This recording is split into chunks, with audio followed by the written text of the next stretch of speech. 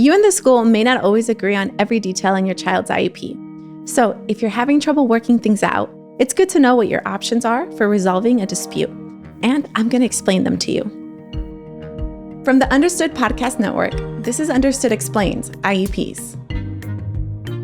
On this episode, we're talking about how to resolve IEP disputes. My name is Juliana Urtubey, and I'm your host. I'm the 2021 National Teacher of the Year, and I'm an expert in special education for multilingual learners. And as a reminder, all of the episodes this season are available in English y en español. Dispute resolution options. We're going to start this episode by looking at how parents and schools need to work together to develop a child's IEP, or Individualized Education Program. Then we'll do an overview of all the different ways you can work things out if there's a dispute.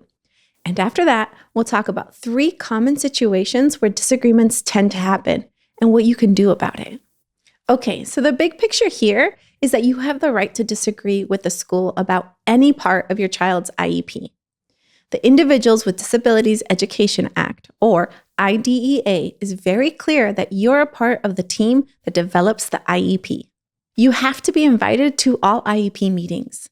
You have to get looped in before the team can make any changes. And there are key moments where the team cannot move forward unless you give the go-ahead. Special education is set up to encourage families and schools to work together. And when disagreements come up, it doesn't always mean that there has to be a big fight. The law lays out 6 options for resolving disputes, and they range from pretty low-key, like requesting another IEP meeting, all the way up to filing a civil rights complaint. We're going to look at each of these options, starting with the least formal one, and that's good old-fashioned negotiation. This includes having a conversation with the team, trying to talk things through. You can do this by asking for another IEP meeting. You can use the meeting to talk about how you want to fix whatever problem you're having with the IEP. It's as simple as that. If the issue doesn't get resolved, the next step up is to ask for a mediation meeting. This is where you sit down with a neutral third party called a mediator. This person doesn't take sides or tell anybody what to do. Instead, their job is to try to come up with a solution that works for you and the rest of the IEP team. You can ask for mediation at any time. It's a voluntary process, so you get to choose whether you want to go this route. But I want you to keep in mind that the decisions made during mediation are legally binding. This means once you reach an agreement, you can't back out of it. Option number 3 is a due process hearing. This is a formal process that starts with you filing a written complaint. And this complaint has to include why you think the school isn't doing what IDEA says it needs to do. And here are some examples of ways you might think the school violated your child's rights. Like if your child didn't qualify for special education, or if your child qualified, but you think the school isn't providing appropriate services. Or maybe you think your child isn't being educated in the least restrictive setting. And by the way, we're going to get into more detail about each of these examples later in this episode. Okay, so you file your due process complaint. The next step is to have a resolution session with the school where both sides try to reach an agreement. But if you can't agree, then there will be a due process hearing. And this looks kind of like a courtroom trial. Evidence is presented, there are witnesses, and there's a hearing officer who acts like a judge and will make a decision on the case. Now, as you can probably tell, due process involves a lot of knowledge about the law. You need to know your rights under IDEA. So if you're thinking of going this route, it's a good idea to speak with a special education advocate or attorney before you file a complaint. Okay, resolution option number 4 is a lawsuit. You can file a civil lawsuit, but you can't do this until after you've gone through due process. And it's a really good idea to hire a lawyer if you're going to file a lawsuit. Another way you can resolve an IEP dispute is by filing a state complaint. You write a letter explaining why you think the school violated IDEA, and you send it to your state's Department of Education and ask them to do an investigation.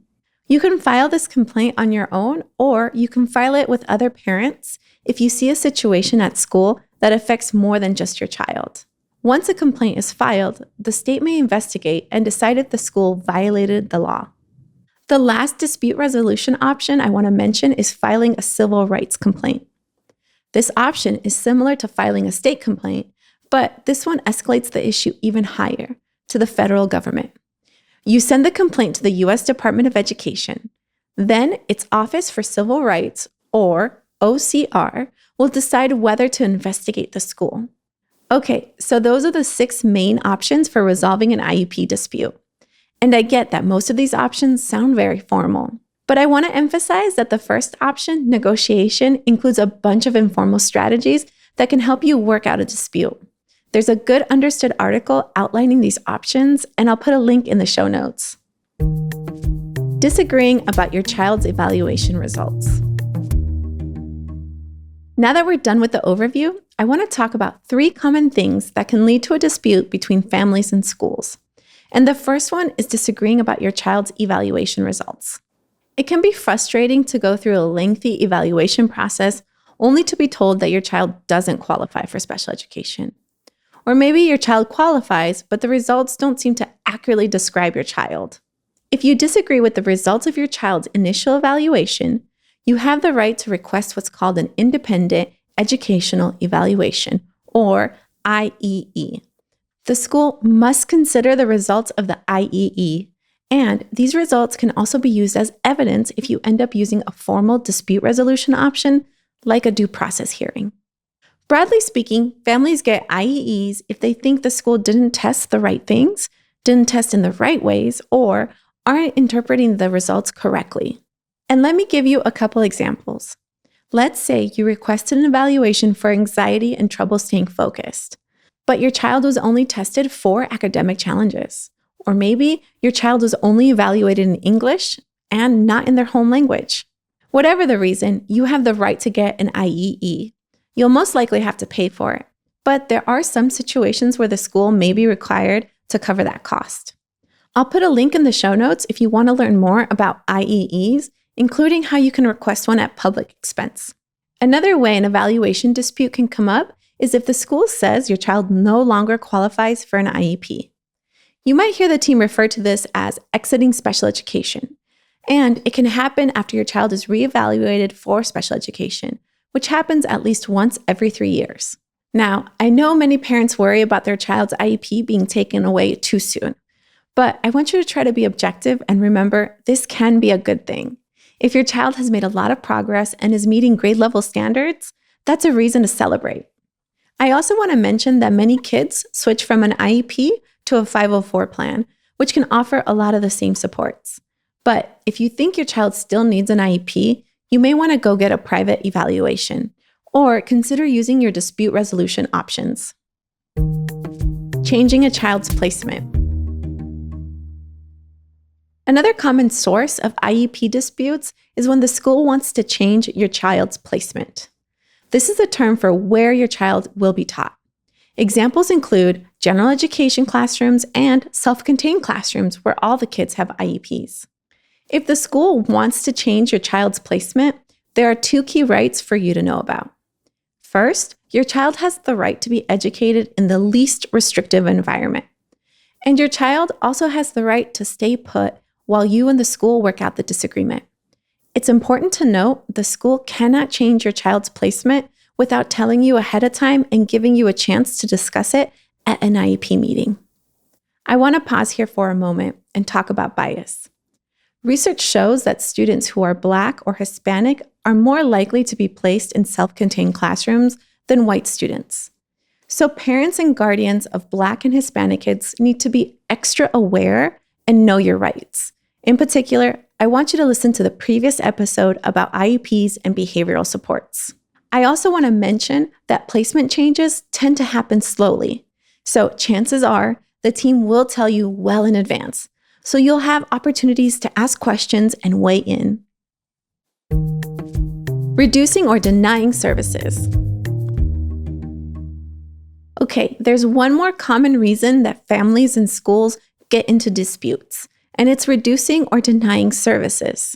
Understood has a good article on 10 common but incorrect reasons schools may give to try to cut or deny services. I'll put a link in the show notes so you can check it out. The article gives you sample responses you can say to the IEP team. For example, if the team says, "We don't have enough funding for that," you can respond with, "The U.S. Department of Education says that even if the school has budget concerns, that doesn't change its legal obligations to my child. This is an example of how knowing your rights can help you negotiate with the school. Another strategy is to wait to sign the IEP. The team cannot move forward without you. You can ask for more time to gather more data to help you make a decision. And speaking of data, use it to help you negotiate. When you present test scores and other data, it's harder for the school to say no. Special education advocates and attorneys. Okay, so we've talked about different options for resolving IEP disputes. And we've talked about common situations where families may disagree with the school.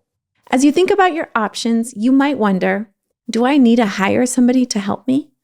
Do I need a special education advocate? Or do I need an attorney? Advocates and attorneys can do a lot of the same things. Both can negotiate with the school on your behalf. Both can write letters on your behalf or help you write them. And both can advise you on strategies for working with the school. But there are some big differences. One example is training. Attorneys have a law degree, but advocates may not have any formal training. They tend to be parents with kids who've been through the special education process. Or maybe they know how to navigate the system because they used to work at a school. Another difference may be in how the school reacts. Some schools are open to working with advocates and having them participate in meetings. But many schools are wary of attorneys. So if you bring an attorney to a meeting, expect the school might want to bring its attorney too. If you're trying to find an advocate or lawyer, you may want to start by reaching out to the special education parent group in your school district. Understood also has a list of questions to ask before hiring an advocate or an attorney. I'll link to it in the show notes. Key takeaways. Okay, before we go, let's sum up with some key takeaways. You have 6 main options for resolving an IEP dispute: negotiation, mediation, a due process hearing, a lawsuit, a state complaint, and a federal civil rights complaint. If you disagree with the school about your child's evaluation results, you may want to get an independent education evaluation. If you disagree about your child's services, you can ask for another IEP meeting and use informal negotiation strategies before you consider a more formal route. If you disagree about a change in your child's placement, you may want to use your stay put rights while you work out the dispute with the school. And last but not least, special education advocates and attorneys can do some of the same things, but be sure to research which one is most appropriate for your situation. All right, that's it for this episode of Understood Explains. I hope you'll join us next time when we'll talk about IEPs and multilingual learners. You've been listening to Understood Explains IEPs. This season was developed in partnership with Unidos US, which is the nation's largest Hispanic civil rights and advocacy organization. Gracias, Unidos. If you want to learn more about the topics we covered today, check out the show notes for this episode. We include more resources as well as links to anything we've mentioned in the episode. Understood is a nonprofit organization dedicated to helping people who learn and think differently discover their potential and thrive. Learn more at understood.org/mission.